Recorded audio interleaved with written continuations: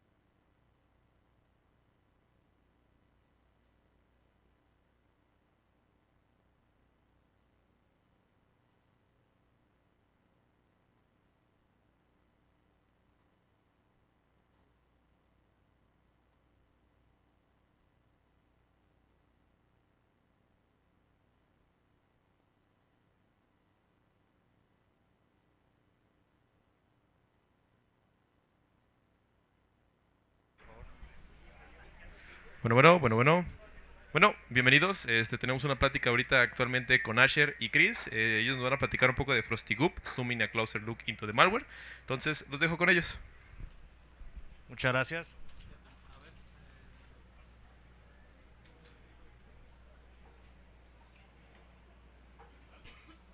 Ahí está. Ahí se ve. Buenas tardes a todos. Gracias por estar aquí.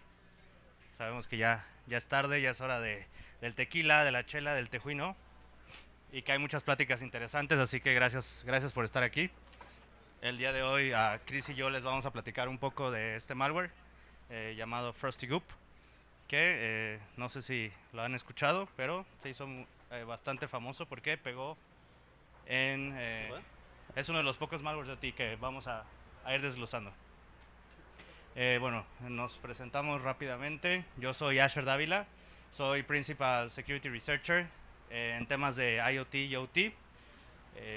Yo me enfoco más que nada a encontrar vulnerabilidades en sistemas de terceros, sea cámaras, dispositivos IoT, asistentes virtuales, pero también en la parte de OT últimamente hemos estado enfocándonos mucho a tecnología operacional y bueno, tanto del lado de vulnerabilidades como del lado de malware. Y me gusta mucho el retrocomputing, por eso me gusta mucho esta conferencia, que la temática es como de tamagotchis, de disquetes, ¿no? El retrocomputing. Así que espero el próximo año poder traer algo de análisis de retrocomputing. Y bueno, Chris. Mi nombre es Cristian Navarrete. También estoy trabajando como Principal Security Researcher en Palo Alto Networks. Tengo una maestría en Software Security con especialización en Cybersecurity por parte de San Jose State University. Después de la graduación apliqué como profesor para dar la misma maestría y bueno, pues también tengo esa experiencia. Y últimamente he presentado en Black Hat Arsenal lo que es un framework de análisis que se llama Black Phoenix. Si quieren ustedes, esto es público, lo pueden bajar, pueden jugar con él. Y si tienen alguna duda, bueno, pues pueden contactarme. Okay. Y bueno, esto es un poco de la agenda de lo que queremos hablar hoy. Primero dar un preámbulo de qué es el OT. Creo que no se habla mucho, es algo un poco nicho todavía. Después dar una introducción al malware de Frosty Goop y de ahí adentrarnos a qué fue lo que encontramos, cuáles fueron los artefactos, cómo lo descubrimos, cómo pudimos ir más a detalle de este malware. Analizamos también el tráfico de red, cómo lo puedes detectar, cómo puedes ver si ha sido infectado por este malware o algo similar. También cuál es la infraestructura que fue targeteada por estos atacantes, cómo es que descubrieron y cómo es que pudieron darse cuenta que ese era un target alcanzable y por qué era explotable. Y bueno, un poco también de qué se puede hacer para mitigarlo. Y bueno, si están en el capture the flag de la OT Village, ahí vamos a filtrar una flag. Entonces, bueno, la Village ya cerró, pero si están jugando el capture the flag y todavía quieren puntos más, ahí está una flag. Si salen ganadores, pueden irnos a ver ahí al stand, aunque ya no hay nada, ahí voy a estar yo hasta como una media hora después de esta plática. Y bueno, para entregar los premios. Y también vamos a tener una sección de preguntas y respuestas por si tienen alguna duda. Bueno, ¿qué es el OT? ¿No? El OT, en sí, las siglas quieren decir tecnología operacional, que es básicamente todos los componentes, tanto de hardware como de software, que están encargados de manejar un proceso dentro de la industria, ¿no? Desde el nivel más bajo, bueno, el PLC pueden verse como el cerebro que controla los sensores y actuadores. Vamos a pensar, por ejemplo, que tenemos un sensor de temperatura y un PLC está leyendo ese sensor de temperatura, y cuando alcanza una cierta temperatura, rebasa una temperatura, va a hablarle al actuador, en este caso puede ser un sistema de enfriamiento, para que se enfríe el cuarto o lo que está tratando de controlar la temperatura. Luego tenemos los HMIs y los sistemas SCADA. Bueno, los HMIs es el Human Machine Interface, que es cómo los ingenieros de campo interactúan con estos dispositivos, ¿no? Normalmente es una computadora, una tablet, monitores que están ahí accesibles para ellos, o en un cuarto de control que se monitorea a través de sistemas SCADA. También tenemos lo que son los historians, que son bases de datos en donde se almacena todo lo que ocurrió durante un proceso de producción. Y muchas veces se puede usar tanto para mejorar tu proceso, se puede usar para analizar por qué ocurrió un error. Tiene muchas utilidades.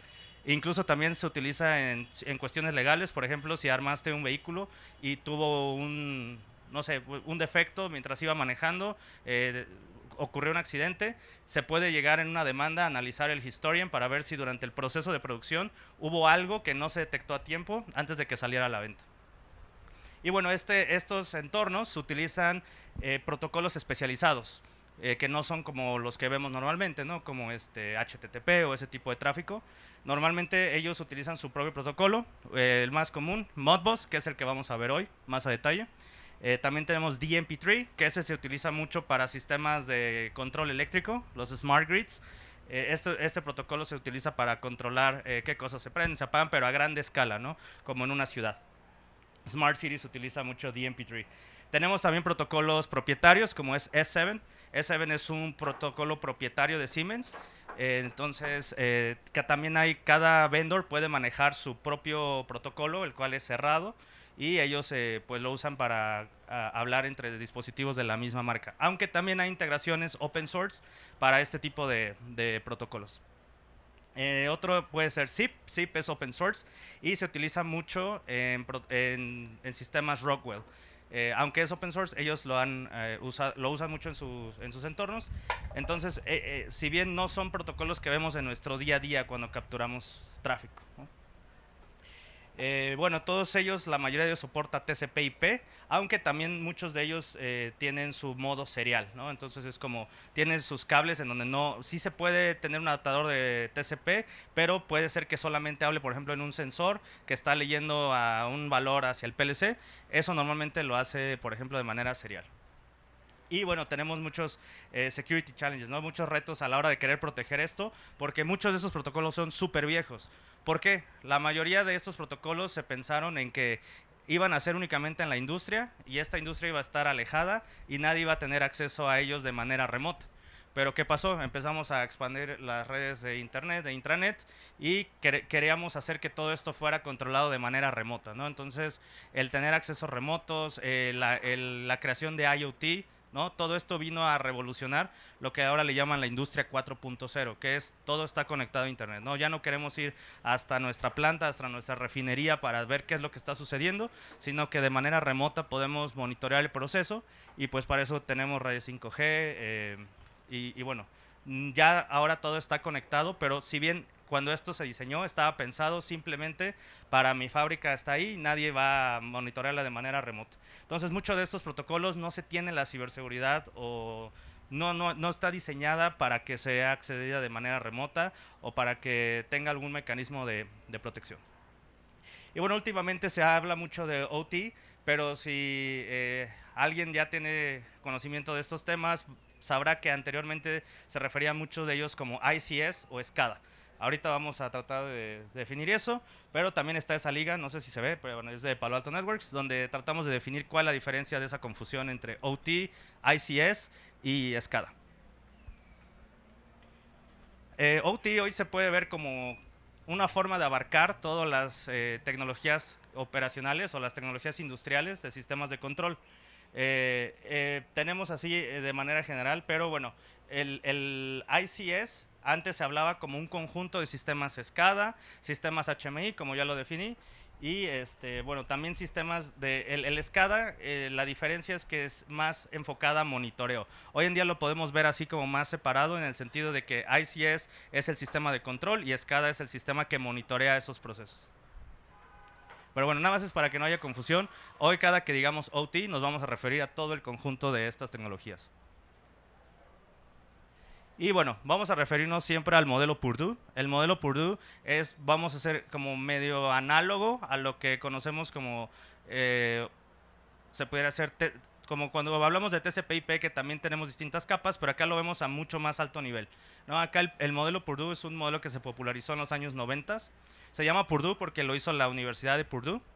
Y ellos proponían este modelo de cómo idealmente se debería segmentar una red de OT, en donde en la capa 0 tenemos como la parte más baja es los sensores y actuadores, ¿no? Lo que está midiendo algo que, dado un valor, va a causar que el PLC mande una acción al actuador. Como decíamos, un sensor de temperatura, se excede una temperatura, el PLC le dice ya excedió, ahora acciona el actuador, que es enfría el cuarto.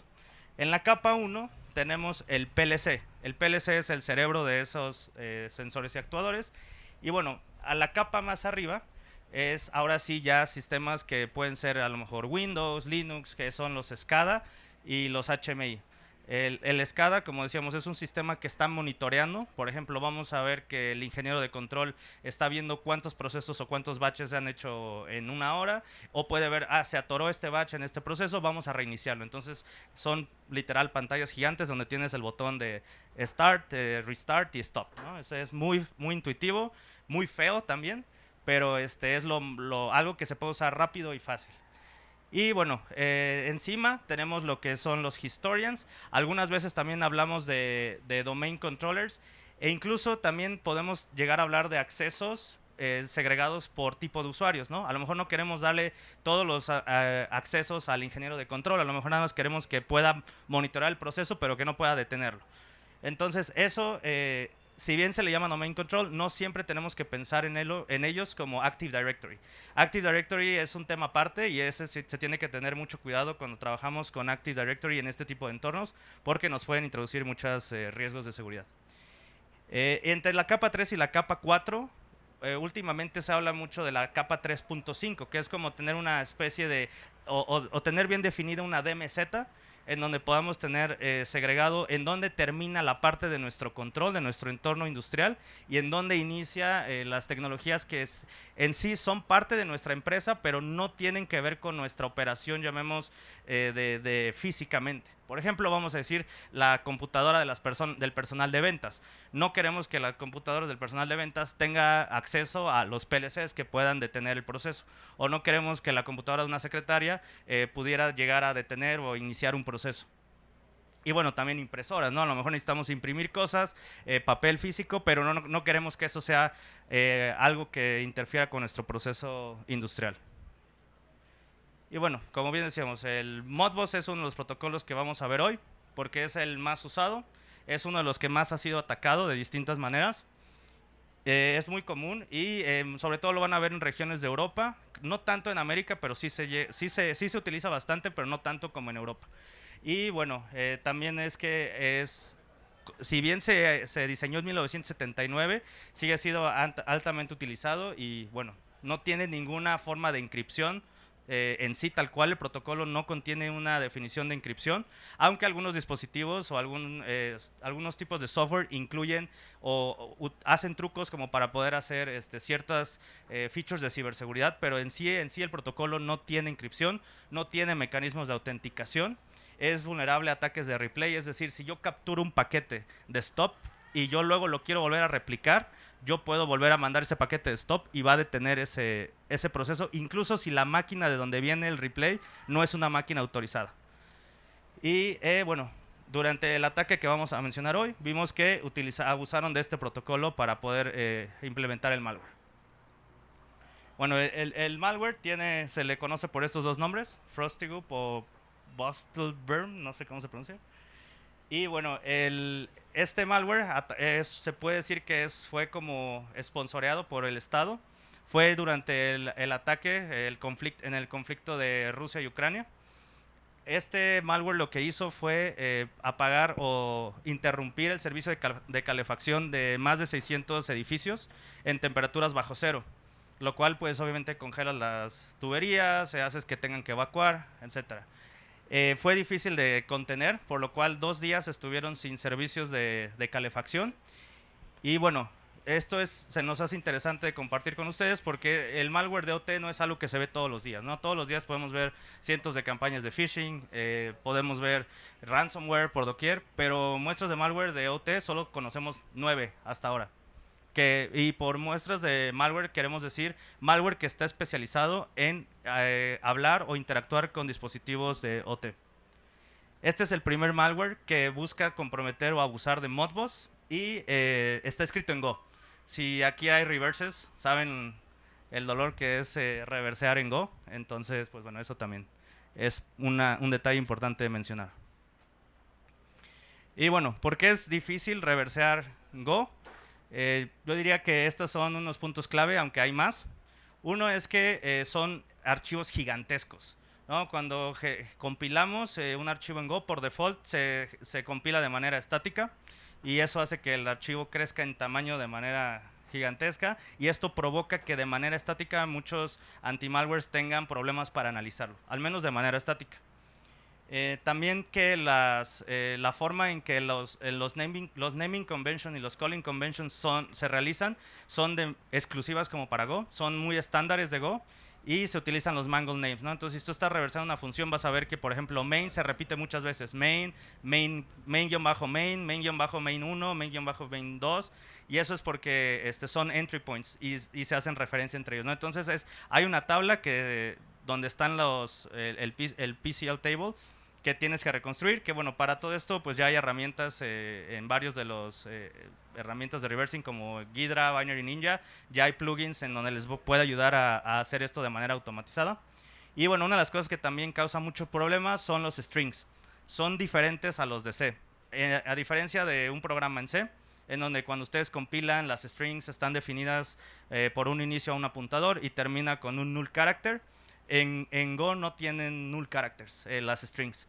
Entonces, ¿cómo se definen? Bueno, a través de ese struct. Ese struct tiene 2 elementos. El string en sí, el elemento, que es el apuntador al elemento, y luego la longitud. Es decir, como no tenemos el null character para saber dónde termina el string, tiene que referenciar a esa estructura para saber la longitud del string.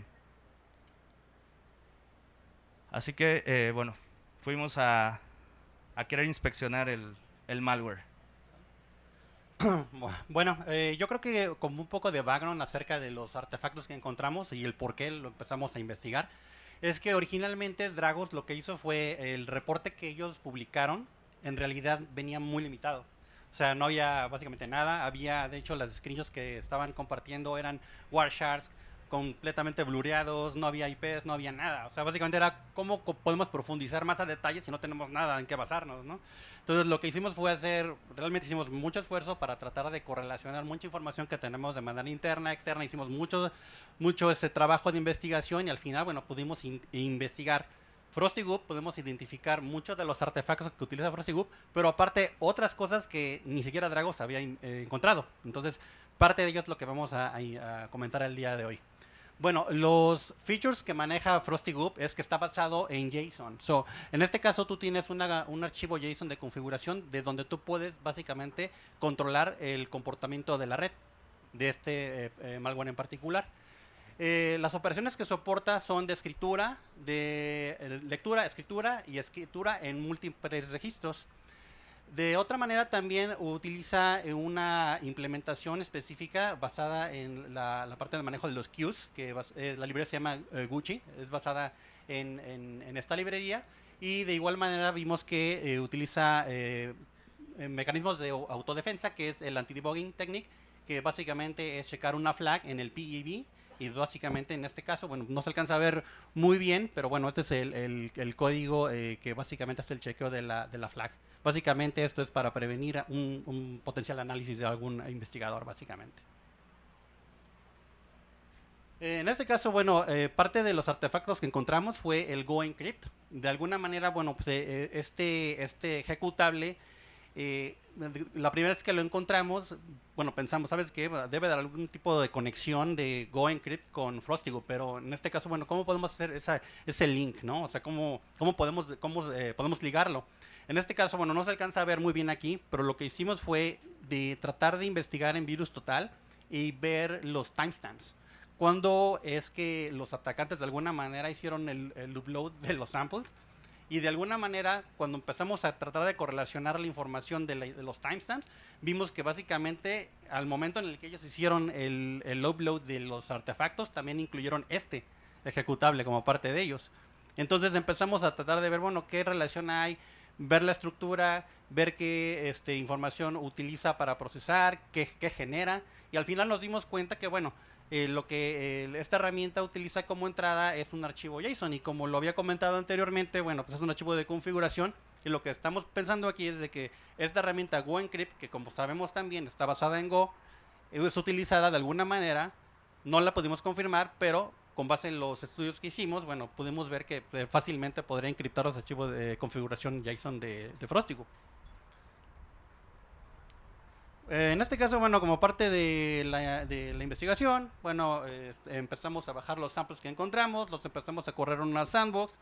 Vemos que, bueno, pues la actividad de comportamiento, utilizamos Process Monitor, vimos que de alguna manera creaba algunos archivos de manera local, vimos que un archivo se llamaba con el filename de key, y vimos que había algún tipo de contenido ahí, un tipo base64, algo así. Bueno, obviamente con esto nos dio pie a que teníamos que profundizar todavía aún más y ver cuál era el objetivo y en qué momento durante la ejecución, bueno, pues este archivo va a ser leído y va a ser interpretado y de alguna manera lo va a manejar, ¿no? Lo va a utilizar durante la ejecución.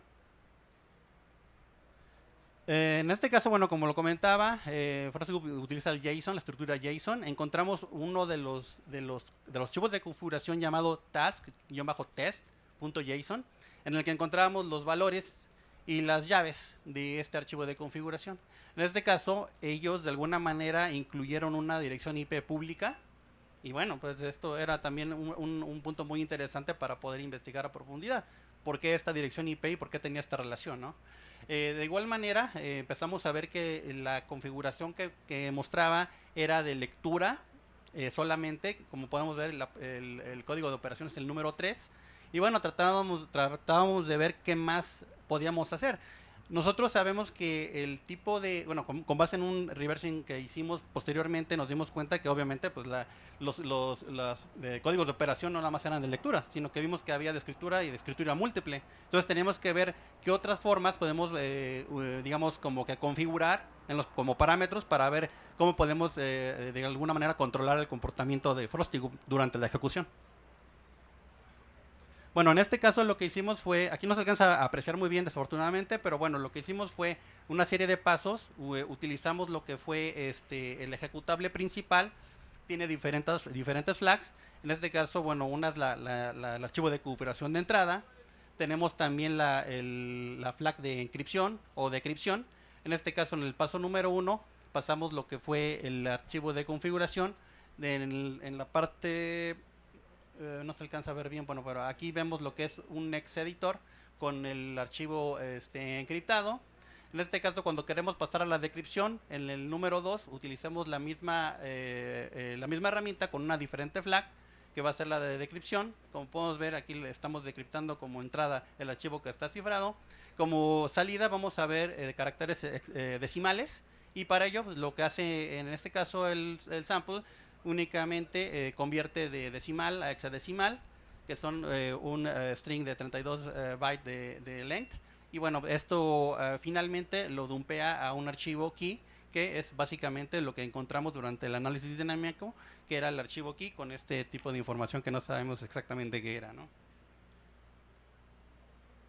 Y bueno, en este caso, bueno, ya vimos que cómo se comporta a nivel de host y a nivel de network. Bueno, vamos a ver a detalle un poco más.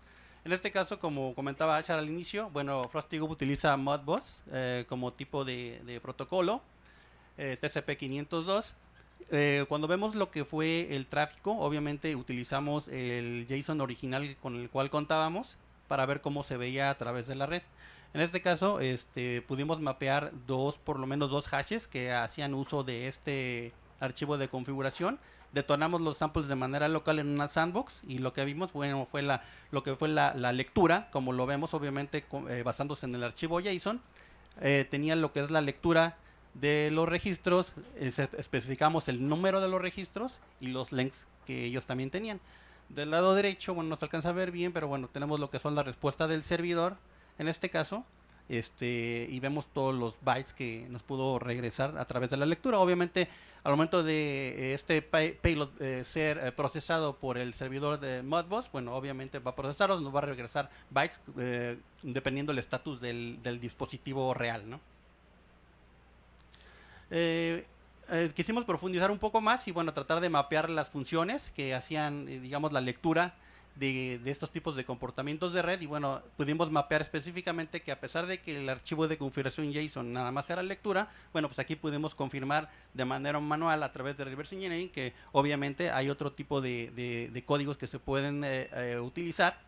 Y bueno, podemos también de alguna manera con esta información tratar de utilizar y jugar un poco más con el archivo de configuración JSON, tratar de asignar valores, modificarlos, tratar de forzar la lectura simple o la lectura múltiple y bueno, pues tratar de ver qué otro tráfico adicional podemos generar para la parte de detección. Y bueno, vamos a hablar aparte de la investigación de la infraestructura que es targeteada.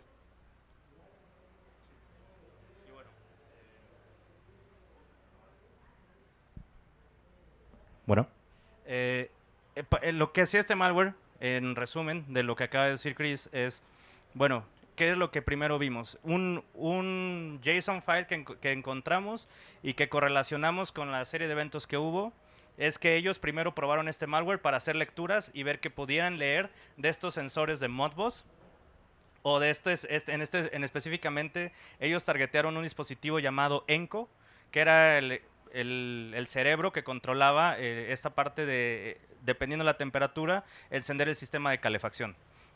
Entonces, primero localizamos que, bueno, los atacantes estaban haciendo lecturas y una vez que pudieron hacer lecturas de manera correcta, lo que ellos hicieron fue poder mandar una escritura errónea para hacer pensar a este dispositivo ENCO que la temperatura del cuarto o la temperatura del edificio era más elevada de lo que en realidad era.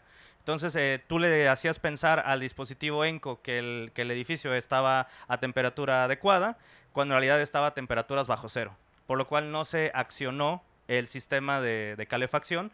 Eso hizo que se congelara las tuberías, edificios se tuvieran que evacuar, ¿no? En esas regiones no puedes estar 2 días sin calefacción. Si aquí sin aire acondicionado ya me estoy sufriendo ahora.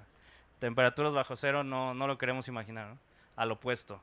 Y bueno, aquí en ese JSON venía esta IP, que es la que está ahí arriba, la Targeted IP.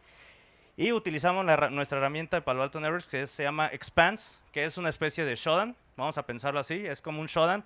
Tenemos unos servidores que están monitoreando todo el Internet y estamos leyendo, pues identificando dispositivos que están expuestos a Internet para notificar a nuestros clientes, oye, ¿sabes qué? Tienes expuesto este dispositivo, no es buena idea. Y en ese IP hicimos la investigación para ver qué era lo que había ahí y en efecto había un dispositivo ENCO conectado con el puerto 502 expuesto. Y bueno, quisimos ver cómo podemos identificar la mayor cantidad de dispositivos que estuvieran expuestos a Internet, que fueran vulnerables a este tipo de ataques. Y sí, bueno, pues lo pensamos no solamente, en este caso targetearon el dispositivo ENCO, pero en realidad cualquier dispositivo que hable Modbus puede ser atacado utilizando este malware. Entonces lo que hicimos fue, ok, ¿cómo podemos saber todos los que están expuestos a Internet que son vulnerables a esto? Bueno, primero pues por el puerto, ¿no? Vamos a ver qué podemos encontrar con el puerto 502. Vamos a ver qué podemos encontrar también. Al tratar de identificar este primero que teníamos en la IP, vimos que también tenía expuesto el puerto Telnet. Y de ahí nos dimos cuenta que algunos tenían Modbus expuesto, pero Telnet no. Y algunos Telnet expuesto, pero Modbus no. E incluso algunos tenían una interfaz como una UI web, en la que tú podías, había una especie como de dashboard de login, y bueno, vimos que era como de un router, que eso también hacía sentido al análisis forense que reportó la policía de Kiev, ¿no? Que ellos decían que probablemente habían ingresado a través de una vulnerabilidad en un router Wi-Fi.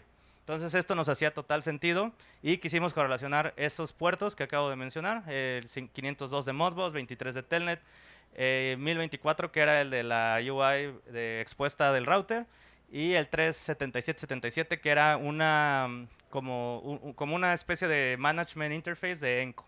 Entonces quisimos dar como estas variables a ver cuál de estas podríamos encontrar, y encontramos un total de 32 dispositivos Enco expuestos a internet en las regiones de Rumania y Ucrania, lo cual pues se correlaciona con todo lo que venimos platicando.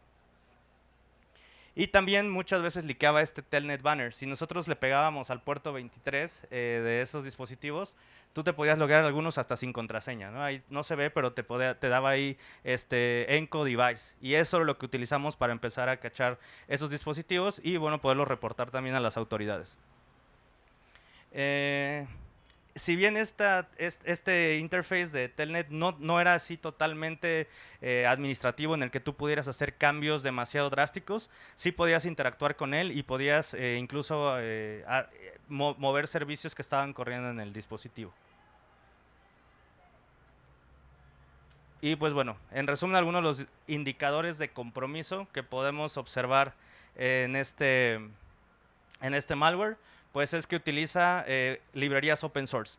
Esto en la industria es casi que nunca lo vamos a ver, ¿no? Normalmente en la industria todo es muy cerrado, todo es muy probado, porque tú no quieres un proceso de manufactura corriendo con cosas como una Raspberry Pi o un código open source que no está probado y que no está utilizado de manera amplia en la industria, porque puede contener errores, ¿no? Entonces casi todo esto se utiliza con PLCs, con firmware, si no es custom o es hecho por terceros, pero todo es algo muy probado, muy definido.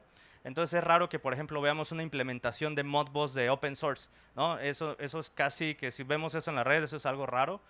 La otra es que utilizaba librerías, no utilizaba el JSON o la forma típica de parsear un JSON, sino que utilizaba igual una librería open source para hacer esto. Esto es porque el malware utilizaba una librería de Modbus llamada Rollful, y esa librería no incluía una forma de parsear por default un archivo JSON. Entonces ellos hicieron un wrapper utilizando otra librería open source, y es por eso que podemos correlacionar estas dos librerías open source, ¿no? Y finalmente una que se llama QE, que es como para manejar múltiples procesos. Y bueno, la estructura única del JSON, si bien pues todos los JSON se ven básicamente iguales, pero aquí teníamos una estructura en donde teníamos la IP, el comando que querían ejecutar, la dirección en la que querían leer o escribir y el comando que se ejecutaba, ¿no? Y podían mandar esto múltiples veces en el mismo JSON. Entonces ese patrón era identificable y eso pues también es inusual. Otra cosa es que en OT tenemos un challenge de seguridad, que es cómo podemos saber que un comando es en realidad maligno.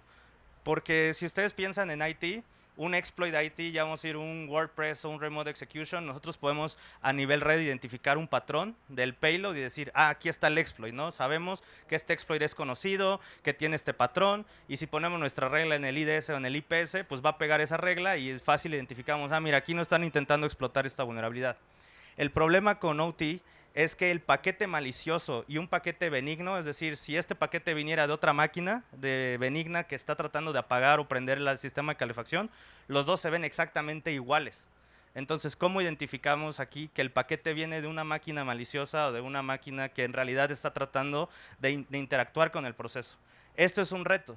Aquí el reto fue cómo podemos hacer la regla a nuestros productos para identificar que este paquete en realidad es maligno. Y bueno, aquí encontramos algunos patrones inusuales que en realidad eran muy sutiles, pero uno de ellos es que, por ejemplo, es raro que, una comunicación Modbus, después de escribir, inmediatamente termine la comunicación. Normalmente en un entorno de OT tú escribes y después quieres leer, quieres verificar que sí se escribió el valor y además quieres seguir leyendo cuál es la temperatura, ¿no? No queremos solamente leer la temperatura del cuarto, prender el sistema de calefacción y luego ya terminamos la conexión TCP. Eso no es algo común. Nosotros normalmente queremos seguir leyendo para seguir asegurando cuál es la temperatura del cuarto. Y bueno, pues encontramos otros malware, otros artefactos asociados al malware, como lo que explicó Chris, que era el GoEncrypt, que fue un artefacto que se usaba para encriptar y desencriptar archivos JSON. Y pues ustedes dicen, ¿para qué yo quiero encriptar o desencriptar un archivo JSON? ¿No? Eso no me sirve de nada.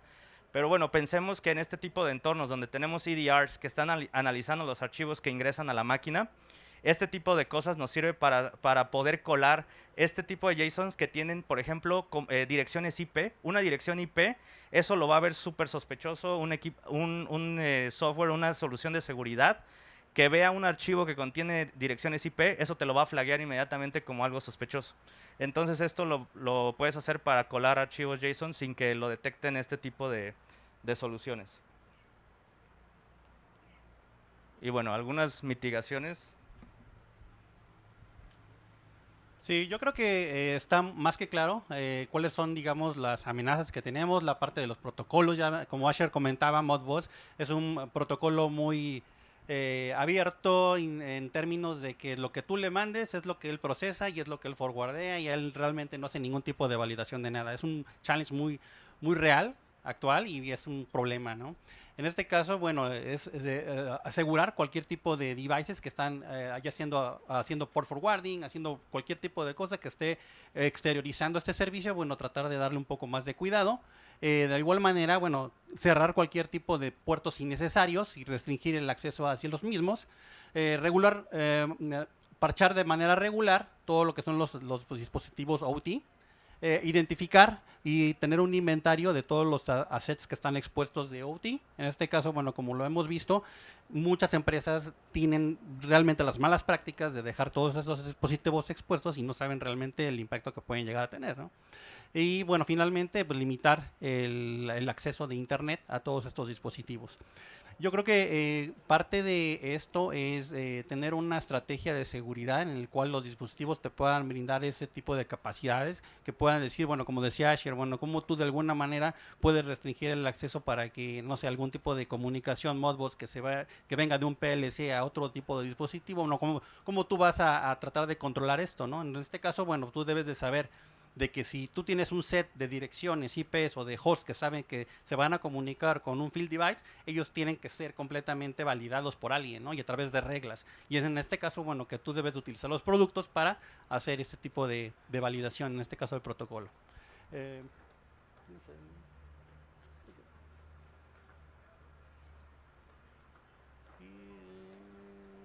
Okay. Perfecto. Finalmente tenemos lo que es el QR code. Básicamente apunta directamente al blog post que hicimos. Ustedes pueden encontrar más a detalle la parte de reverse engineering, cómo hicimos el análisis, toda la parte de expanse, un poco más de información más a detalle que no incluimos en esta slide en particular. Y bueno, si tienen alguna duda acerca del research, con confianza se pueden acercar, les podemos dar un poco más de insight y estamos a la orden básicamente. ¿Esa es la flag que era? Bueno, esa es la flag. Si hay alguien que está jugando el Capture the Flag, esa es la flag que pueden introducir para la charla de Frosty Goop. Y bueno, pues sí, mencionar que otra cosa interesante que mencionaba Chris, que pueden ver en ese reporte también, es cómo no solamente basarnos en lo que vemos en un reporte, sino qué podemos correlacionar. Por ejemplo, en lo que mencionaba Chris de Expanse, en esa herramienta que les menciono es como un Shodan que está escaneando el internet, pero es nuestra. Y cómo pudimos también correlacionar históricamente puertos que a lo mejor estuvieron expuestos o que estuvieron abiertos, porque eso nos puede dar un panorama de qué cosas están ahí corriendo, ¿no? sea, en este caso veíamos que algunos tuvieron Modbus expuestos en algún momento, aunque actualmente ya no estaban expuestos, pero a través de otros puertos podías también observarlos. Y bueno, también que a través de los accesos de UI de los routers, podías ver que hacían port forwarding a los dispositivos, y bueno, eso también es peligroso. Si bien no está expuesto directamente a internet tu dispositivo, el tener un port forwarding directo a internet no es recomendable. Y bueno, eso es todo de nuestra parte. No sé si tienen alguna pregunta.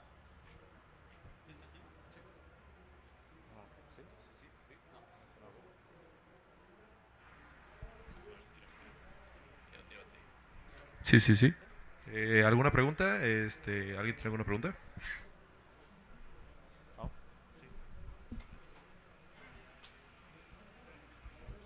En general, recomendaciones para hacer testing a dispositivos OT, sobre todo algo que ya no lo hago tanto, pero algo que sucedía mucho, y creo que lo comentaste, cuando estás introduciendo comandos en este tipo de dispositivos, tienen que ser muy específicos y a veces muy tontos. Si les metes tráfico que es muy pesado, incluso se pueden matar solitos, ¿no? Entonces, ¿qué otro tipo de recomendaciones, sobre todo enfocado a testing en OT, para que sea efectivo, rápido, sin matar tus propios PLCs o HMIs que llegues a tener?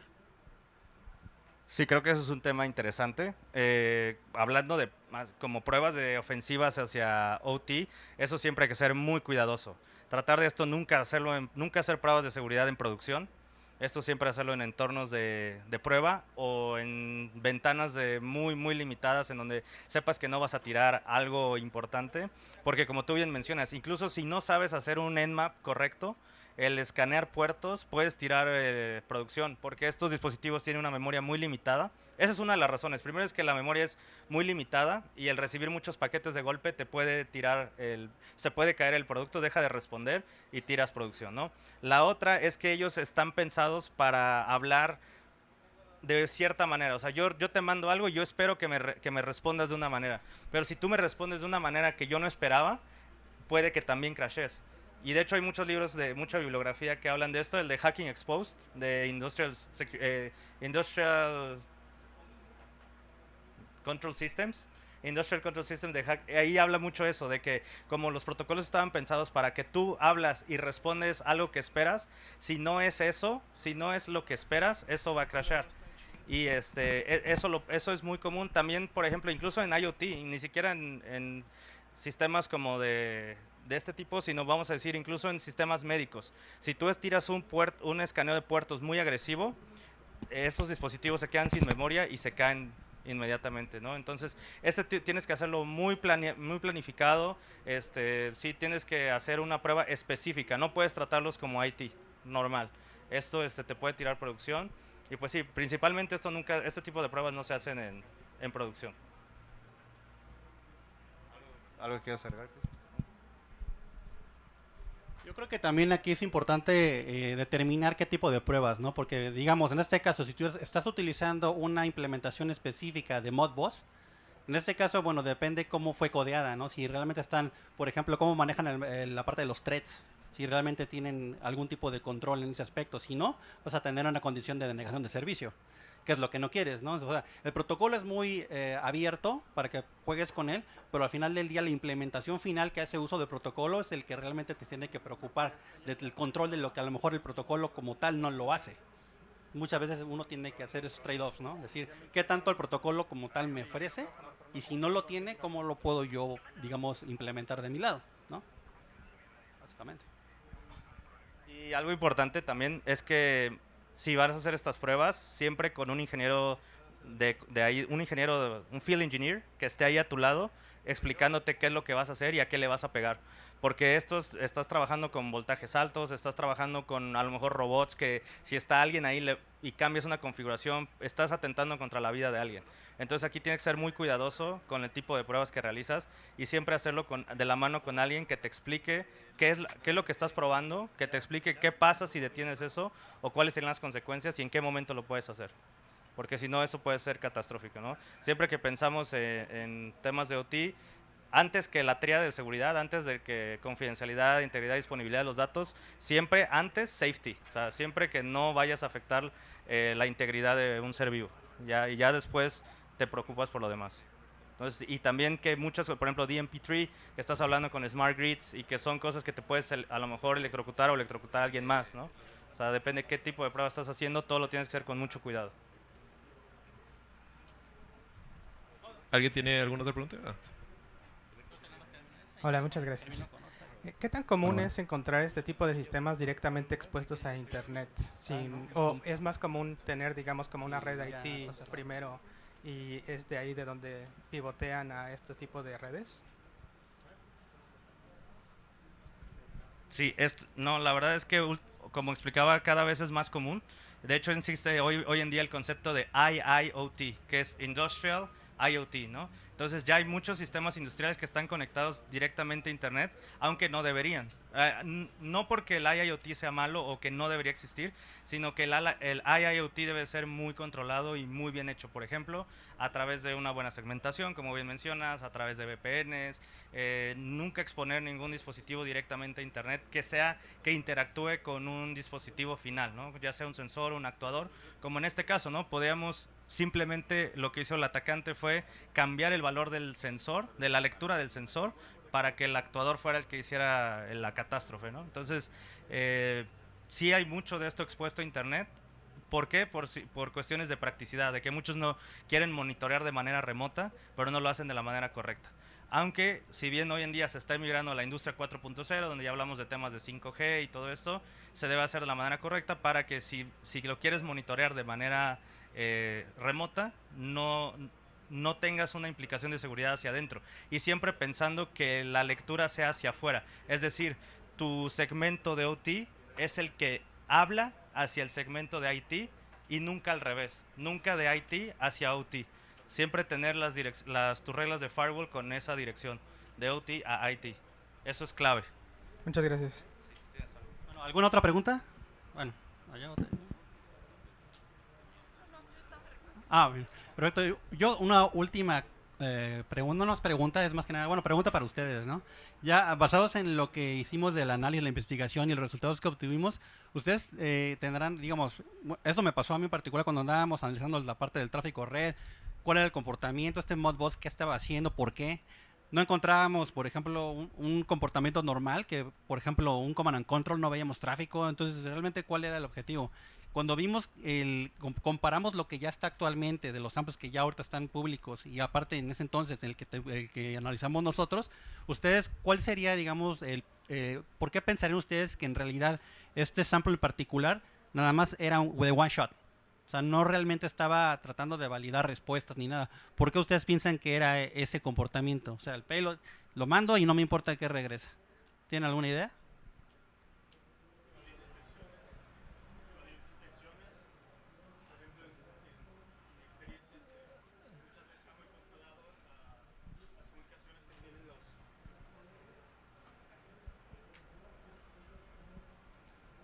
Bueno, en mi experiencia hay veces que se monitorea, pero ahora sí que o se establece un baseline de comportamiento de sistemas de ICS y tener como alguna respuesta a algún destino inusual puede levantar, ¿cómo se llama? Pues podría levantar Alertas. sí, alertas. Una alarma, ¿no? Podría ser, pero como pudimos ver, Modbus es muy abierto, muy flexible. En este caso, ¿tú cómo sabes que un payload realmente viene con una maliciosidad interna? Digo, tú lo puedes ver y dices, es un Modbus tráfico normal, ¿qué puede pasar? Pero en realidad dices, bueno, está haciendo un comportamiento anómalo, ¿por qué lo está haciendo, no? En este caso, como lo que estábamos viendo, bueno, no se command and control, que tú te esperarías, bueno, si es un malware, ¿qué es lo que están esperando? Exfiltración, hacer esto, el otro. Pero ¿por qué nada más one shot? Si ni siquiera, sí, es el comportamiento normal, ¿no? Ahí tenemos Hola, otra. porque puede haber sido un sampleo, como en las campañas de malware, cuando solamente mandas el payload, pero no va completo en funcionalidad, solamente es para probar justamente cómo reacciona, y si tiene éxito, pues ya mandas la segunda versión, y si no, pues modificas la versión para que logres el compromiso inicial, ¿no? Bueno. Claro. Sí, eso es muy importante y obviamente sí aplica.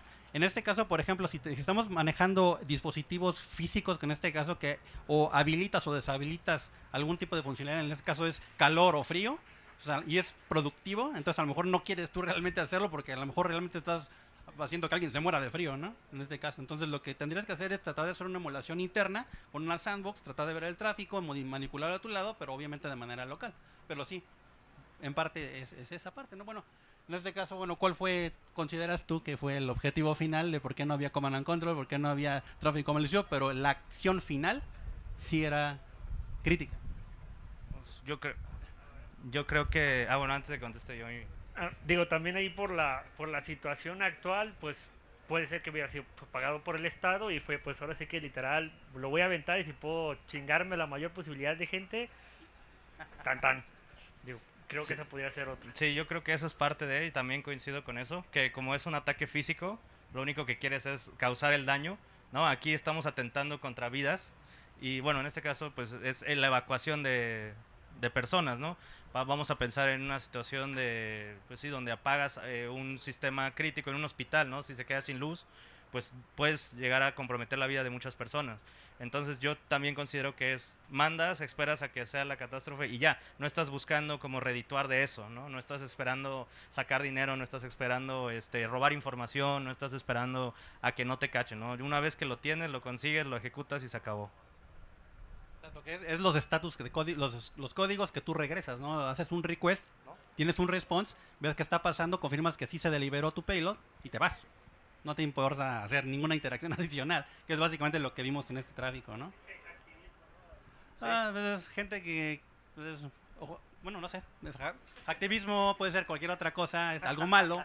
¿Por qué tú tendrías que codear algo que puede matar a alguien, no? Entonces, bueno, es a los actores que te estás enfrentando y bueno, pues lo mejor es hacerles la vida imposible a ellos, ¿no? Bueno, desde mi lado. Creo que tengo dos últimas perspectivas, pecando un poco del lado de la inteligencia, de estar observando a los adversarios y son dos cosas. Uno, primero los objetivos que tienen, ¿no? Es un objetivo de destrucción. Cuando lo comparas contra, por ejemplo, un grupo de ransomware, en donde su objetivo principal es más monetario, pues la persistencia es algo que van a buscar esencialmente para después obtener la mayor cantidad de dinero. Y lo otro es desde una perspectiva geopolítica y algo que se ve muy común en guerra, y creo que lo mencionaste, el hecho de que evacuaron. Algo que se ve, por ejemplo, incluso en la guerra de Israel es buscan primero evacuar para después hacer un ataque ya militar en esos edificios, buscando preservar las vidas, pero aún así buscando un ataque ya más avanzado, mucho más avanzado de ese estilo. Entonces creo que esas dos perspectivas más de geopolítica e inteligencia de adversarios también son interesantes por lo que comentaron, ¿no? De su análisis. No sé si encontraron que después de que evacuaron, tiraron los edificios quizás. Probablemente. Una de las cuestiones que vimos y con base, por ejemplo, a la parte de WineCrypt, que vimos que los archivos de conversación pueden ser cifrados. Bueno, en este caso ya no pudimos colectar evidencia del por qué, pero inferimos cuál es el objetivo. ¿Para qué tú quisieras, como dice Asher, para qué quieres tú encriptar tus archivos de configuración? Tú puedes bypassear XDR, puedes bypassear TP, puedes bypassear muchos tipos de detecciones, ¿no?